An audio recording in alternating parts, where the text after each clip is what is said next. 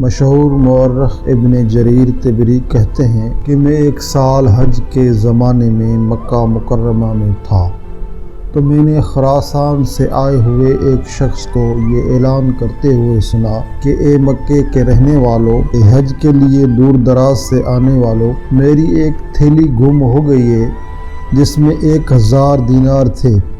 جو بھی مجھے واپس کر دے تو اللہ تعالیٰ اسے بہترین جزا دے اور جہنم سے آزادی عطا کرے۔ یہ اعلان سنتے ہی مکہ مکرمہ کے ایک بوڑھے صاحب اٹھے اور انہوں نے اس اعلان کرنے والے کو مخاطب کر کے کہا، اے خراسانی بھائی، ہمارے شہر کے حالات آج کل بہت ہی دگرگوں ہیں۔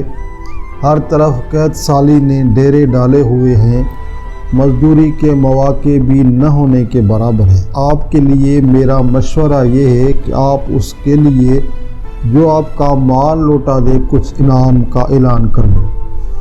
ممکن ہے کہ وہ مال کسی فقیر اور محتاج کے ہاتھ لگا ہو، تو جب وہ انعام کا اعلان سنے گا تو آپ کا مال لا کر دے دے گا تاکہ اسے بھی حلال طریقے سے کچھ دینار مل جائے۔ خراسانی نے پوچھا، آپ کے خیال میں ایسے شخص کا انعام کتنا ہونا چاہیے؟ مکہ مکرمہ کے بزرگ نے کہا، 1000 دینار میں سے کم از کم 100 تو ہونے ہی چاہیے۔ لیکن خراسانی اس پر راضی نہیں ہوا اور اس نے کہا، میں اپنا معاملہ اللہ تعالیٰ کے حوالے کرتا ہوں، آج مجھے مال نہ ملا تو کوئی بات نہیں، روز قیامت تو مل ہی جائے گا۔ ابن جریر کہتے ہیں کہ میں یہ سارا مکالمہ سن رہا تھا اور میں سمجھ گیا کہ یہ مال کسی اور کو نہیں، اسی بابا جی کو ملا ہے، لیکن یہ بغیر کسی حلال انعام کے اسے واپس نہیں کرنا چاہتا۔ شاید یہ بہت محتاج اور فقیر ہے۔ میں نے اپنے شک کو یقین میں بدلنے کے لیے اور اصل صورتحال سمجھنے کے لیے اس کا پیچھا کیا کہ یہ کہاں جاتا ہے۔ وہ بابا جی اپنی جگہ سے اٹھے اور مکہ مکرمہ کے ایک پرانے محلے کے کچے گھر میں داخل ہوئے۔ ابن جریر باہر کان لگا کر سن رہے تھے۔ اندر گھر سے آواز آئی کہ بابا جی اپنے اہلیہ کو کہہ رہے تھے، اے لبابا، دیناروں کا مالک مل چکا ہے اور اب ہمیں دینار واپس ہی کرنے پڑیں گے۔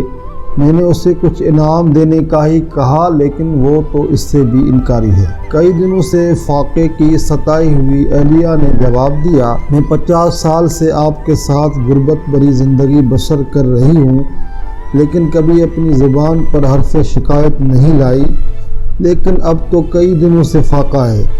پھر ہم دونوں کی ہی بات نہیں، گھر میں ہماری 4 بیٹیاں، آپ کی 2 بہنیں اور آپ کی والدہ بھی ہے، انہی کا کچھ خیال کر لو۔ یہ مال جیسا بھی ہے آج خرچ کر لو، کل کو ممکن ہے کہ اللہ تمہیں مالدار کر دے تو یہ قرض چکا دینا۔ بابا جی نے اپنی لرزتی ہوئی آواز میں کہا، کیا میں 86 برس کی عمر میں آ کر اب حرام کھانا شروع کر دوں، جب کہ میں نے پوری زندگی صبر و شکر میں گزار دی ہے؟ اب تو یوں سمجھو کہ میں قبر میں پاؤں لٹکائے بیٹھا ہوں، مجھ سے یہ نہ ہو سکے گا۔ اس پر بیوی خاموش ہو گئی۔ ابن جریر کہتے ہیں کہ یہ سب باتیں سن کر بہت حیران ہوا اور واپس حرم شریف آ گیا۔ اگلے دن جب سورج کچھ بلند ہوا تو وہی کل والا خراسانی شخص اپنے گمشدہ مال کا اعلان کرنے لگا۔ پھر وہی بابا جی کھڑے ہوئے اور انہوں نے کہا، بھائی، میں نے کل بھی آپ کو ایک مفید مشورہ دیا تھا، اگر آپ 1000 دینار میں سے 100 دینار نہیں دے سکتے تو 10 دینار ہی دے دو، تاکہ اگر کسی غریب، فقیر اور محتاج کو آپ کا مال ملا ہے تو اس کا بھی کچھ بھلا ہو جائے۔ ابن جریر کہتے ہیں کہ اس طرح دوسرا دن بھی بیت گیا اور خراسانی شخص کو اس کا مال نہیں مل سکا۔ جب تیسرے دن کی صبح ہوئی تو پھر وہ آ کر اپنے گمشدہ مال کا اعلان کرنے لگا۔ اب پھر وہی بابا جی کھڑے ہوئے اور انہوں نے کہا، خراسانی بھائی، میں نے پرسوں آپ کو 100 دینار انعام کے اعلان کا مشورہ دیا لیکن آپ نہیں مانے۔ کل 10 دینار کا مشورہ دیا، اس پر بھی آپ نے انکار کر دیا۔ چلو 1 دینار انعام ہی کا اعلان کر دو۔ ممکن ہے کہ جس غریب کو مال ملا ہے اس کے گھر میں کئی دن سے فاقہ ہو تو وہ 1 دینار سے اپنے اہل و عیال کے لیے کچھ کھانے کا ہی انتظام کر لے گا۔ خراسانی شخص نے پھر بھی بڑی ہی تنگ دلی کا مظاہرہ کرتے ہوئے کہا کہ میں 1 دینار بھی دینے کے لیے تیار نہیں ہوں، اپنا مال لوں گا تو پورا لوں گا ورنہ روز قیامت ہی فیصلہ ہوگا۔ جب بابا جی نے یہ سنا تو ان کا پیمانہ صبر لبریز ہو گیا اور اس کا دامن اپنی طرف کھینچتے ہوئے کہا، میرے ساتھ آؤ کہ میں تمہارا مال واپس کر دوں۔ اللہ کی قسم جب سے یہ مال مجھے ملا ہے میں ایک پل بھی سکون کی نیند نہیں سو سکا ہوں۔ ابن جریر کہتے ہیں کہ میں بھی چپکے سے ان کے پیچھے پیچھے چل دیا۔ بابا جی اپنے گھر میں داخل ہوئے، دینار لیے اور باہر نکل کر وہ سارے دینار اس کے حوالے کرتے ہوئے کہا کہ اللہ تعالیٰ مجھے معاف کر دے اور اپنے فضل سے ہمیں رزق عطا فرمائے۔ مجھے ان کے پیچھے گھر سے رونے اور سسکیوں کی آواز صاف سنائی دے رہی تھی کہ سب کئی دن فاقے سے تھے۔ اس شخص نے تسلی سے اپنے دینار گنے اور روانہ ہو گیا۔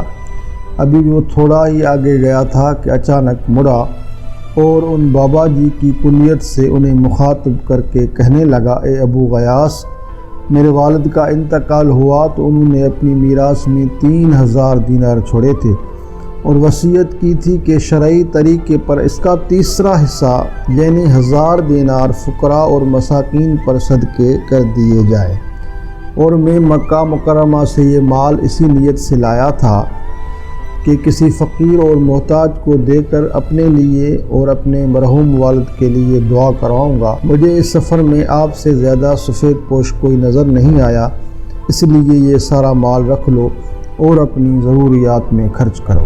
یہ سن کر ابو غیاث کی آنکھوں سے تشکر بھرے آنسو رواں ہو گئے اور انہوں نے خراسانی اور اس کے والد مرحوم کو خوب دعائیں دی۔